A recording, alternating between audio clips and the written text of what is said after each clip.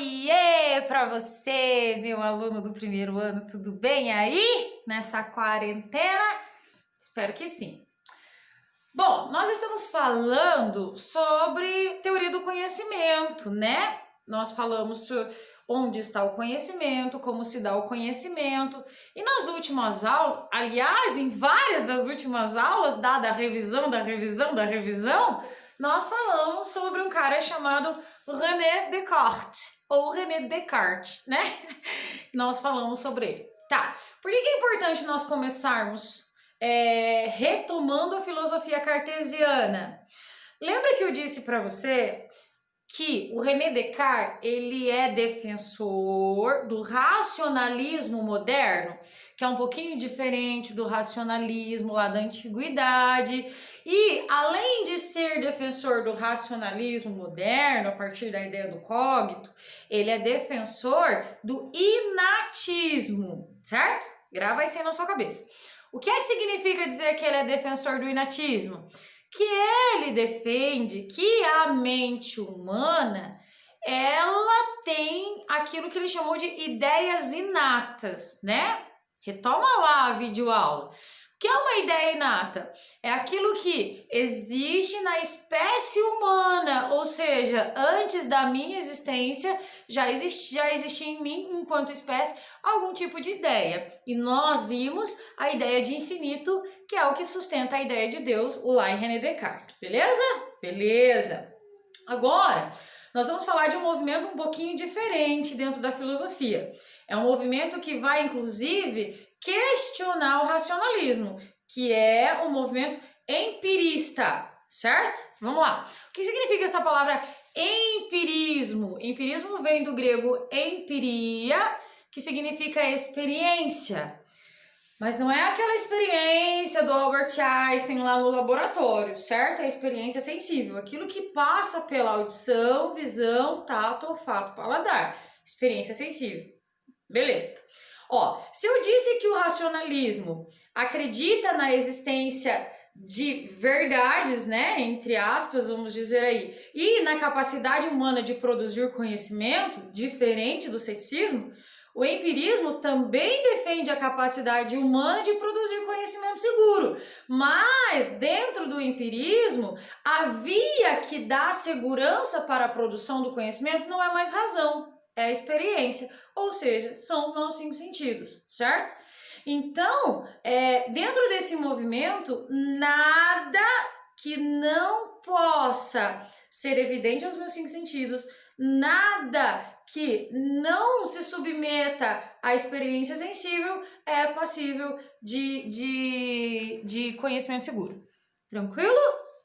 Então vamos lá. Nós vamos falar hoje de 3 grandes empiristas. Nós vamos falar de um cara chamado John Locke. Depois, no outro vídeo, eu vou falar de um cara chamado Francis Bacon. E depois nós vamos falar de um cara chamado David Hume. Então vamos falar do John Locke, beleza? Então, você vai lá na sua apostila, no capítulo 13, na página 183, tá? John Locke viveu por volta, nasceu em 1632 e morreu em 1704, e ele tinha uma frase que ia com os 2 pés no peito do inatismo cartesiano. Qual é essa frase? É que dizia assim, ó, que a mente humana é como uma tábula rasa, certo? O que significa dizer que a mente humana é como uma tábula rasa? Olha, tábula rasa é um lance assim, ó, presta atenção. Não tem papel, nem computador, nem datilografia, nem nada dessas coisas. Então você imagine que para escrever nós precisávamos de uma superfície plana, certo? E que nós íamos grafar nessa superfície. Essa superfície, como uma tábua que não era grafada, era conhecido como uma tábua rasa, uma tábua limpa, uma tábua que não tinha nada escrito. Nós podemos hoje tentar dizer, para ficar mais fácil para a nossa compreensão, como uma folha de papel em branco, certo? Quando você pega um livro, a gente tem uma folha de papel escrita. Ora, se eu estou dizendo que a mente humana é uma tábula rasa, é uma folha de papel em branco, isso significa que ao nascer não existem ideias inatas na nossa mente, certo? Que a nossa mente vem zerada, vem sem nada escrito dentro dela. E aí um exemplo que eu sempre gosto de dar nessa aula é uma coisa que aconteceu lá na faculdade, né? Quando eu fiz pedagogia, tinha uma professora doutora Solange, ela era professora de psicologia da educação, ela dava aula de desenvolvimento humano, certo? E aí ela sempre dizia para nós, assim, que a nossa mente, ela começa a reter informações no inconsciente à medida em que as primeiras células neuronais são formadas dentro da nossa mente. E quando isso acontece? Aí, lá dentro da barriga da nossa mãe, certo? Então você pensa, tudo aquilo que a mãe sente, ouve, vê, né? Tudo que passa pelos 5 sentidos da mãe, a criança tem acesso a essas informações. E ela começa a registrar numa parte do cérebro que hoje nós conhecemos por inconsciente, tá? Então a gente tem aqui a região consciente, que é a qual você tem acesso, o subconsciente, que são as informações que nem sempre você tem claro no seu consciente, né? Por exemplo, por que você não pode ficar sem estudar direto? Porque para o seu cérebro não ficar sobrecarregado, aquilo que o seu cérebro entende como algo não útil, ele passa para uma parte do cérebro que nós costumamos denominar de subconsciente. Qual que é o problema de passar para o subconsciente? Você não lembra sempre. Não sei se você já reparou, às vezes você vê alguém na rua e você fala, véi, de onde que eu conheço essa criatura? E você fica, eu conheço, eu já vi, de onde a pessoa pergunta da sua mãe, da sua avó, da sua tia, da sua entidade que mora na sua casa, e você fica, de onde eu conheço? Aí, de repente, você faz assim, já sei, conheço de tal lugar. E isso Freud chama de insight, né? Aquela passagem do subconsciente para o consciente. Por isso que você tem que estudar todo dia. Fraga, porque se a formação do seu consciente passar para o subconsciente, você tem o branco na hora da prova. Você lembra que estudou, mas não sabe onde está essa informação. Não retomou, foi para o subconsciente. Agora existem algumas informações que estão no nosso inconsciente. Véi, se você não retomar do subconsciente, aí tchau. Aí você não tem acesso mais. A menos que você procure um especialista. Um especialista, tá? Um especialista, um psiquiatra, alguém que entende do cérebro humano. Não é o charlatão que abriu um negócio ali na esquina, tá?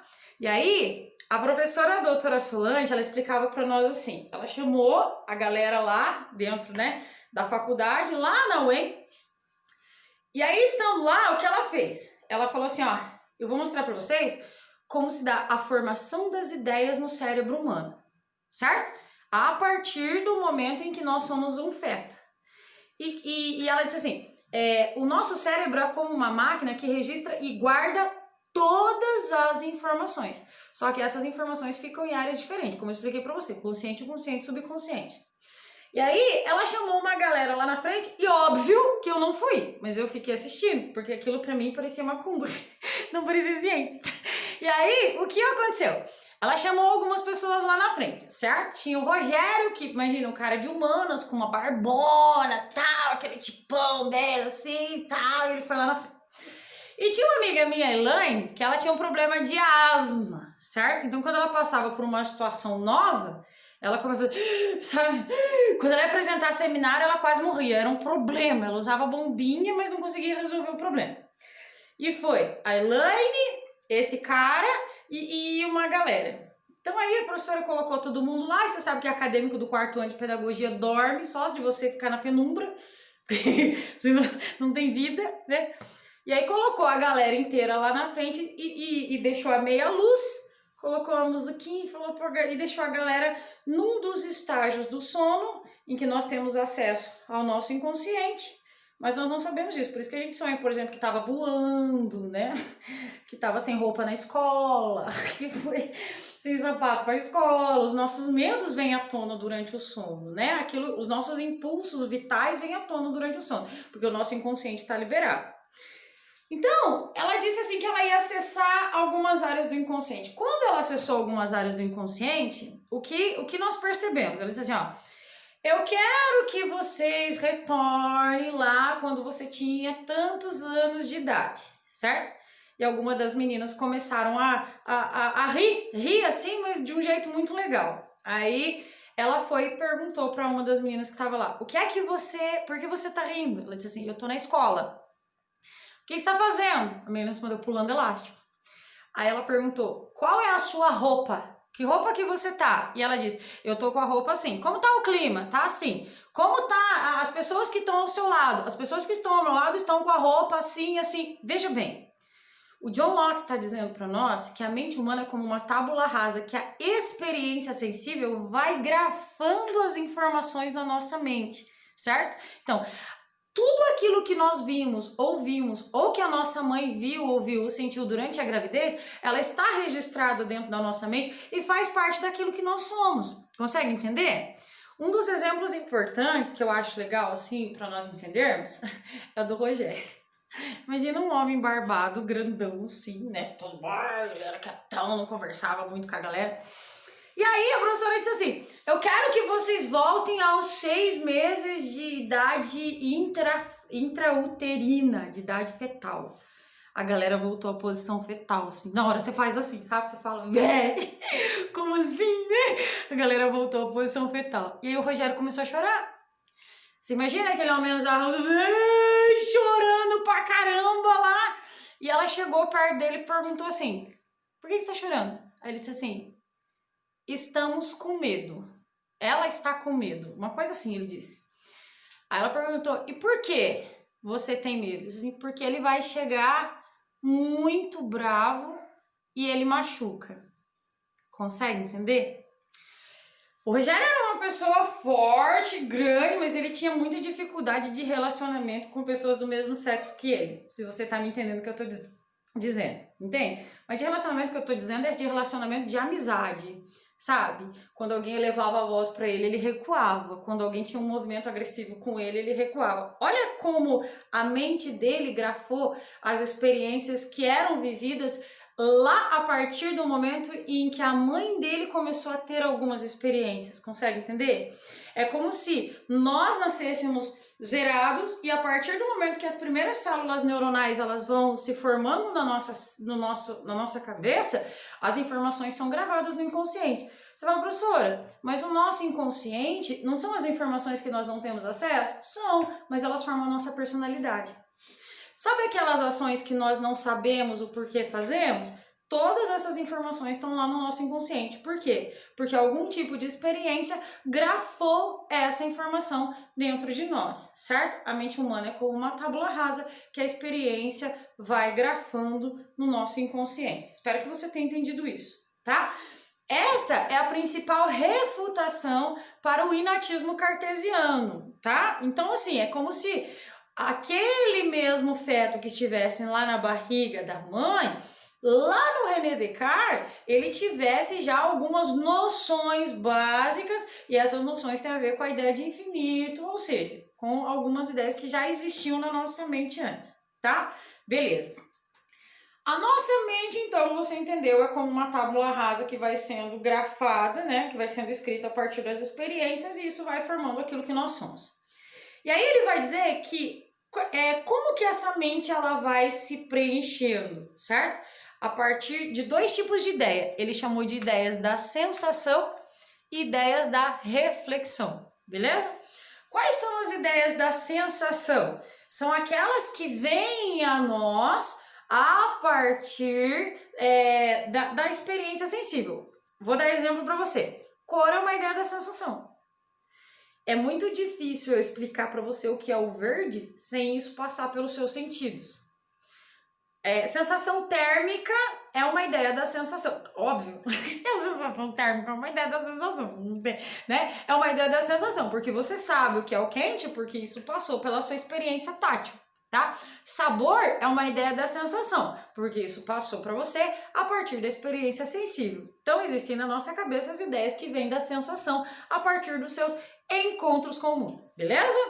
E aí existem as ideias da reflexão. O que são essas ideias da reflexão? São a combinação de uma ou mais ideias da sensação, certo? São as reflexões que nós fazemos. Então, ó, eu vi A, eu vi B, eu entendi uma relação de causalidade entre as duas. Isso é uma ideia de reflexão. Exemplo, você nunca fez prova de filosofia. E aí, você pensa assim, ah não, eu consigo fazer prova, vim lá do 9º ano, eu sempre faço prova, tudo de boa, tudo tranquilo, certo? Aí você faz a sua primeira prova de filosofia. Aí, lembra como foi a primeira prova de filosofia? Ideias da sensação. Você passou pela experiência e você disse assim, olha, eu preciso escrever na prova ideias de reflexão, ou seja, a professora disse isso e isso, eu ouvi isso e isso, mas na prova ela vai cobrar o quê? A reflexão entre A e B.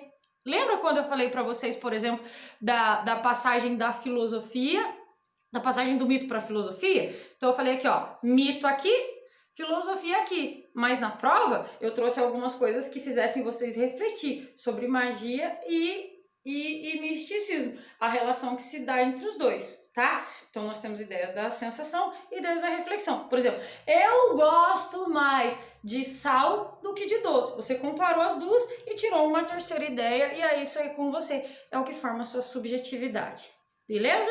Então, tá, nós estamos falando de um filósofo empirista que acredita que todo conhecimento possível, todo conhecimento válido é aquele que vem a nós por meio da experiência sensível.